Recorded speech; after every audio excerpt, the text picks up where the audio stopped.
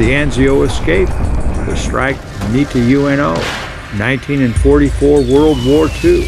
A German shell punches through the open-top turret of an M10 tank destroyer. In an instant, the Wolverine is a furnace of oily smoke and fire. Inside, the crew is gone except for one man. 30-year-old Charles Hartman doesn't go for the top. He gets to the floor, kicking open the small, circular escape hatch in the bottom hull. He spills out into the freezing Italian mud as the burning tank settles above him. His arm is a torch, engulfed in flames from the explosion. Lying in the muck, he violently rubs his arm between his legs to smother the fire. He is the sole survivor, a grocery truck driver from Cedar Rapids who just beat the odds of war.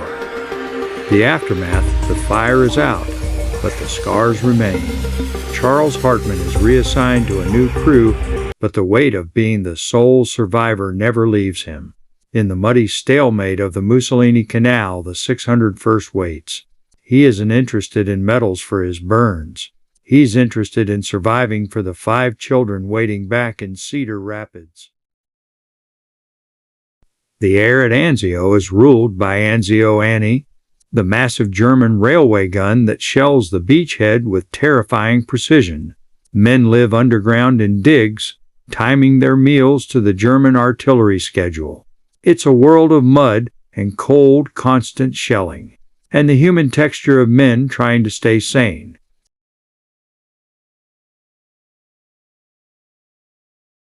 During the 4-month standoff, Charles and a younger soldier named Henry Robinson from Florida encounter a 7-year-old orphan named Giovanna. She is the Piccola Giovanna of the 601st, while others see a refugee. Charles sees a daughter who is barefoot in the winter muck. May 1944. The 601st is still dug in near the Mussolini Canal, while the world is focused on the upcoming breakout. Chuck and Henry have a different objective. Piccola Giovanna is turning 7. They decide she isn't going to spend it hiding in a cellar. Chuck doesn't care about medals, but he cares about this girl. He and Henry make it their mission to find her shoes.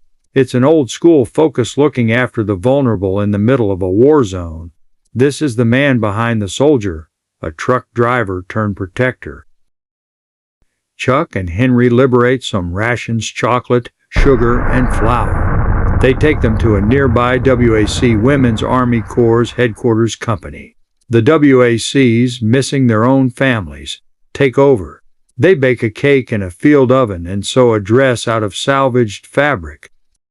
The WACs at the headquarters were stunned when two dusty, soot-stained tank destroyer men walked in not asking for ammo or fuel, but for a birthday cake. They described Charles and Henry as the most determined foster fathers in the Mediterranean. To the women of the WAC, these weren't just soldiers. They were family men acting on instinct. Happy birthday, the celebration. In a shattered stone building, they throw the party. There is a real cake, singing, and laughter that drowns out the distant rumble of Anzio Annie. Charles, the father of 5 from Cedar Rapids, watches as a little girl in the middle of a war zone finally gets to be a child again. The newspaper noted that while Charles was rough around the edges from months in the M10, he handled the situation with a surprising gentleness. He made sure the party followed the rules of a proper Iowa birthday.